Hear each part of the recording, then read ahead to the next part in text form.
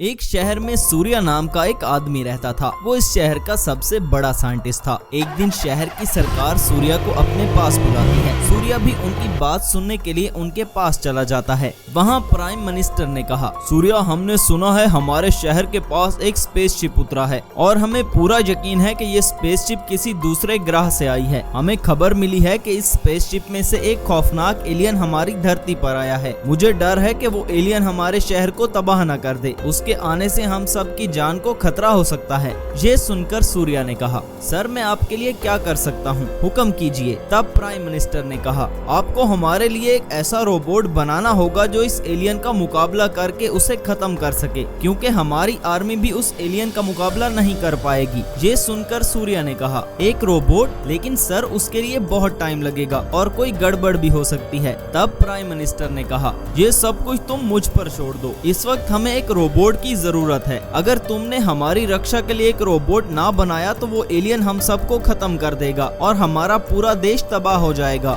ये सब सुनकर सूर्या एक रोबोट बनाने की ठान लेता है। सूर्या सरकार से एक पावरफुल हेलीकॉप्टर की मांग करता है और इस हेलीकॉप्टर को अपनी लैब में लेकर आता है और उस पर कुछ एक्सपेरिमेंट करता है। सूर्या हेलीकॉप्टर को रोबोट में बदलने की कोशिश कर रहा था। वहाँ वो एलियन शहर में आता है। उसे देखकर शहर के लोग डर जाते हैं, क्योंकि आज तक इस तरह का एलियन पहले किसी ने नहीं देखा था। वो एलियन किसी को कोई नुकसान नहीं पहुंचा रहा था, लेकिन वो इतना खौफनाक था कि लोग उसे देखकर ही डर जाते हैं। शहर का एक आदमी पुलिस को कॉल करता है और कहता है, हेलो पुलिस, हमारे शहर में एक बहुत विशाल एलियन आ चुका है। वो लोगों के पीछे भाग रहा है। आप यहाँ आकर हमारी रक्षा करो। तब वहाँ पर कुछ पुलिस वाले जाते हैं और इस एलियन को देखकर उस पर गोलियां बरसाने लगते हैं। गोलियों की आवाज सुनकर तो एलियन को बहुत गुस्सा आ जाता है और वो पुलिस की गाड़ियों को तबाह करने लगता है और उन पुलिस वालों को भी मार डालता है। अब वो एलियन शहर के लिए खतरा बन चुका था। अब वो लोगों के घरों को तोड़ रहा था। जो भी आदमी उसके सामने आता वो उसे मार रहा था। ये बात सूर्या को पता चलती है तो वो अपने हेलीकॉप्टर रोबोट को एक्टिवेट करता है। हेलीकॉप्टर रोबोट लोगों को बचाने के लिए शहर में आता है। तब उसका सामना एलियन से होता है। हेलीकॉप्टर रोबोट और एलियन में जंग होती है, जिसमें सूर्या का रोबोट उस एलियन को खत्म कर देता है। तरह सूर्या का वो हेलीकॉप्टर शहर का हीरो बन जाता है। अब शहर से एलियन का खतरा पूरी तरह टल चुका था। उसी शहर में एक और साइंटिस्ट भी रहता था। वो सूर्या के बनाए हुए हेलीकॉप्टर रोबोट को अपना बनाना चाहता था, ताकि वो हेलीकॉप्टर रोबोट की ताकत से इस शहर पर राज कर सके। अगले दिन वो प्राइम मिनिस्टर के पास आता है और कहता है, सर, एलियन का खतरा तो टल गया है, लेकिन हमारा शहर अभी भी खतरे में है। ये सुनकर प्राइम मिनिस्टर ने कहा, अरे क्या मतलब, अब हमारे शहर को कौन सा खतरा है? ये सुनकर वो गद्दार आदमी कहता है, सर, अब हमारे शहर के लिए वो हेलीकॉप्टर रोबोट खतरा बन सकता है। हमें इस रोबोट को डीएक्टिवेट कर देना चाहिए, ताकि वो रोबोट किसी को कोई नुकसान न पहुंचा सके। प्राइम मिनिस्टर सूर्या को अपने पास बुलाते हैं और कहते हैं, सूर्या, हमें तुम्हारे हेलीकॉप्टर रोबोट को डीएक्टिवेट करना होगा। ये सुनकर सूर्या ने कहा, ये आप क्या कह रहे हैं सर? इस रोबोट ने तो हम सब की जान बचाई है, इस शहर को बचाया है और इस देश को भी बचाया है। आपको याद है ना, हमारा शहर तबाही के कगार पे खड़ा था, तब इस हेलीकॉप्टर रोबोट ने हमारे शहर की रक्षा की है। प्राइम मिनिस्टर उस गद्दार साइंटिस्ट की बातों में आ चुके थे, इसलिए वो कहते हैं, हाँ ठीक है सूर्या, कि इस रोबोट ने हम सबको बचाया है, लेकिन ये एक मशीन है, हमें इस पर भरोसा नहीं करना चाहिए। ये कभी भी किसी को भी नुकसान पहुंचा सकता है। इसलिए मैं तुम्हें ये ऑर्डर देता हूँ, तुम इस रोबोट को अपने साथ ले जाओ और इसे रोबोटिक जेल में बंद कर दो। ये सुनकर सूर्या ने कहा, सर, इस रोबोट को बनाने के लिए मैंने बहुत मेहनत की है। मैं ये रोबोट किसी के हवाले नहीं करूंगा। तब प्राइम मिनिस्टर ने कहा, ठीक है सूर्या, अगर तुम ये रोबोट मेरे हवाले नहीं करते तो तुम्हें इस रोबोट को डिस्ट्रॉय करना होगा। तब सूर्या ने कहा, ठीक है सर, मैं ये रोबोट डिस्ट्रॉय कर दूंगा, लेकिन आपके हवाले नहीं करूंगा। सूर्या अपना वो रोबोट डिस्ट्रॉय करके एक कबाड़ खाने में फेंक देता है। वहाँ वो साइंटिस्ट बहुत खुश हो रहा था और वो कहता है, अरे इस हेलीकॉप्टर की वजह से मैं इस शहर पर राज नहीं कर पा रहा था। अब मैं एक ट्रांसफॉर्मर रोबोट बनाकर इस शहर पर राज करूंगा। अब मुझे कोई रोकने वाला नहीं। वहाँ बेचारा सूर्या भी बहुत परेशान था और वो कहता है, मैं तो इस शहर की रक्षा करना चाहता था, लेकिन अब अगर इस शहर पर कोई मुसीबत आई तो मैं कुछ नहीं कर पाऊंगा, क्योंकि मेरा हेलीकॉप्टर रोबोट अब एक कबाड़ खाने में पड़ा है। एक दिन अचानक से आसमानी बिजली हेलीकॉप्टर रोबोट के पार्ट्स पर गिरती है। जिसकी वजह से वो रोबोट जुट जाता है और फिर से हेलीकॉप्टर रोबोट बन चुका था। वहाँ वो गद्दार साइंटिस्ट अपने ट्रांसफार्मर रोबोट को एक्टिवेट कर देता है और उस शहर में तबाही मचाने के लिए भेज देता है। ट्रांसफार्मर रोबोट शहर में जाकर तबाही मचा रहा था।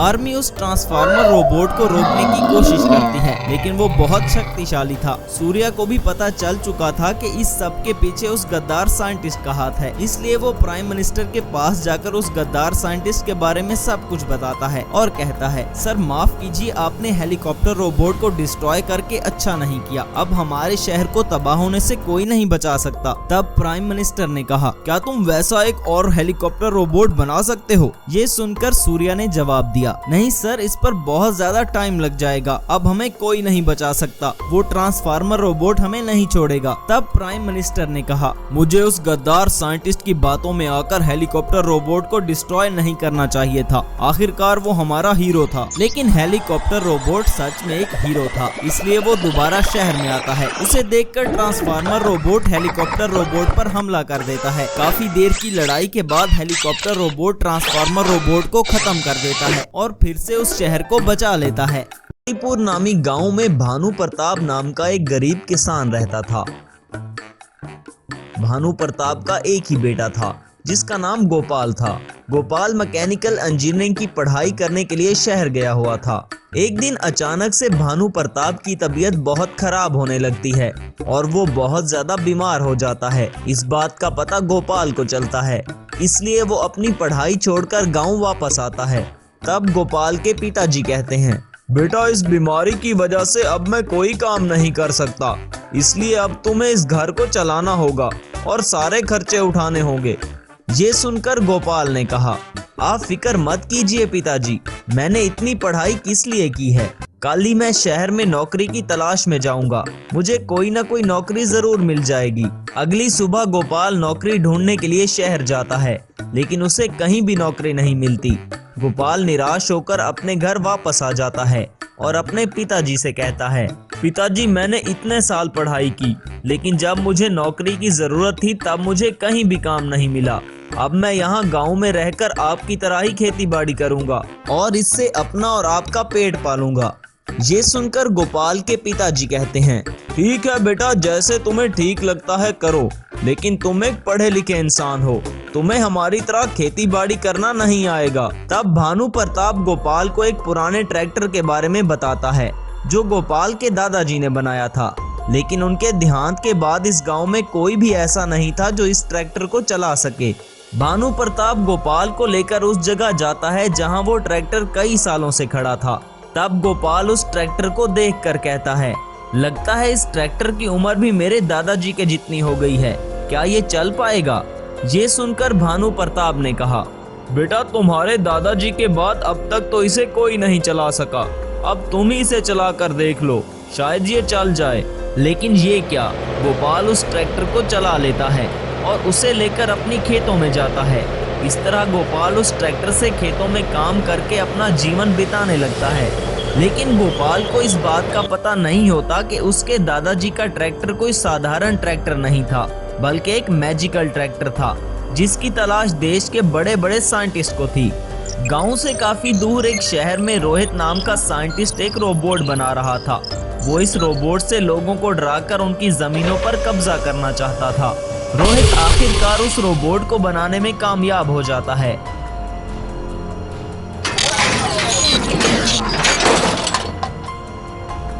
अब मैं इस रोबोट को पास वाले गांव में भेजकर लोगों की जमीनों पर कब्जा कर लूंगा और अब जो भी मेरे रास्ते में आएगा उसे मेरा ये रोबोट खत्म कर देगा और पूरे गांव पर मेरा ही राज होगा।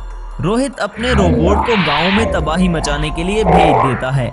रोहित का बनाया हुआ रोबोट गांव में जाता है और लोगों को डराने के लिए उनके पीछे भागने लगता है। सभी लोग बेचारे डर के मारे इधर उधर भागने लगते हैं। वो रोबोट भागते भागते उस जगह आता है जहां गोपाल अपने दादाजी के ट्रैक्टर से खेतों में हल चला रहा था। गोपाल इस रोबोट को देखकर बहुत डर जाता है और वहां से भाग जाता है। गोपाल एक बड़े से पत्थर के पीछे छुप जाता है गोपाल ये सोच ही रहा था कि अब वो अपनी जान कैसे बचाए कि अचानक गोपाल के ट्रैक्टर पे कुछ मैजिकल गन्स आ जाती हैं और वो उस मॉन्स्टर पर फायरिंग करने लगता है। लेकिन वो मॉन्स्टर पूरा स्टील का बना था, इसलिए ट्रैक्टर की फायरिंग का उस पर कोई असर नहीं होता। तब वो मैजिकल ट्रैक्टर एक रोबोट में ट्रांसफॉर्म हो जाता है। ये सब देखकर गोपाल बहुत हैरान हो जाता है कि आखिर उसका ये ट्रैक्टर एक रोबोट में कैसे बदल गया।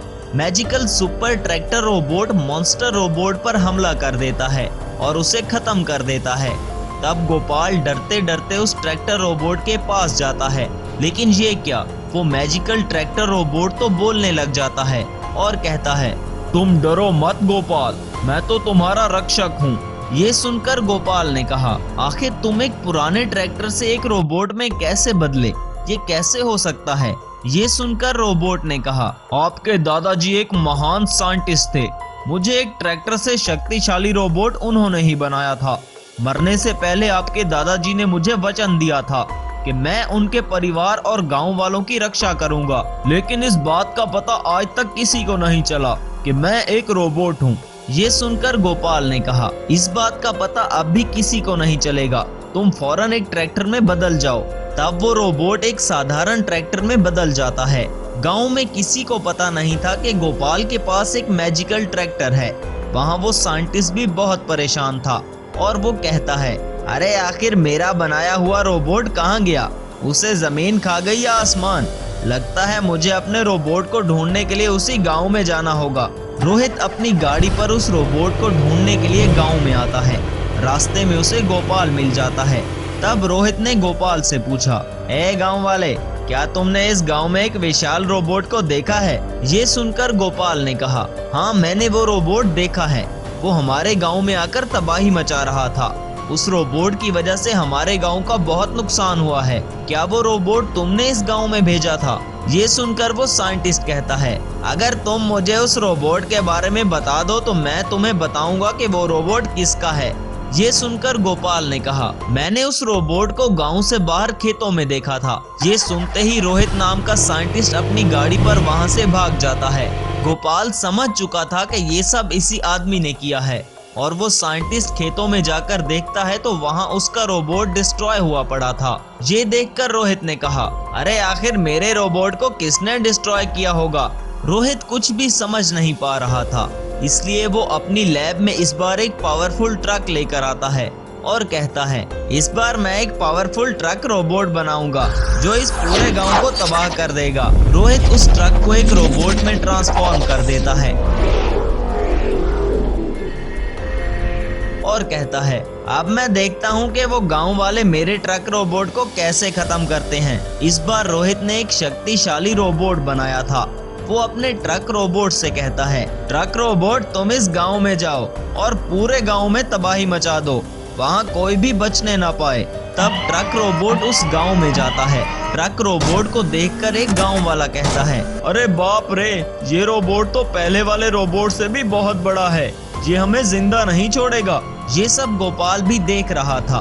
तब वो अपने मैजिकल ट्रैक्टर रोबोट के पास जाता है और उसे कहता है, इस बार हमारे गांव में एक बहुत ज्यादा शक्तिशाली रोबोट आया है, शायद वो तुमसे पावर में भी ज्यादा हो, लेकिन अब इस गांव को सिर्फ तुम ही बचा सकते हो। अब तुम ही इस गांव की आखिरी उम्मीद हो, इसलिए हारना मत। ये सुनते ही वो मैजिकल ट्रैक्टर एक बहुत ही विशाल रोबोट में ट्रांसफॉर्म हो जाता है। विशाल ट्रैक्टर रोबोट को देखकर गोपाल भी हैरान हो जाता है कि ट्रैक्टर रोबोट तो वाकई बहुत ही शक्तिशाली है। मैजिकल सुपर ट्रैक्टर रोबोट जाकर ट्रक रोबोट पर हमला कर देता है और उसे भी खत्म कर देता है। गोपाल पुलिस को इस आदमी के पास ले जाता है। इस तरह रोहित नाम का साइंटिस्ट भी पकड़ा जाता है।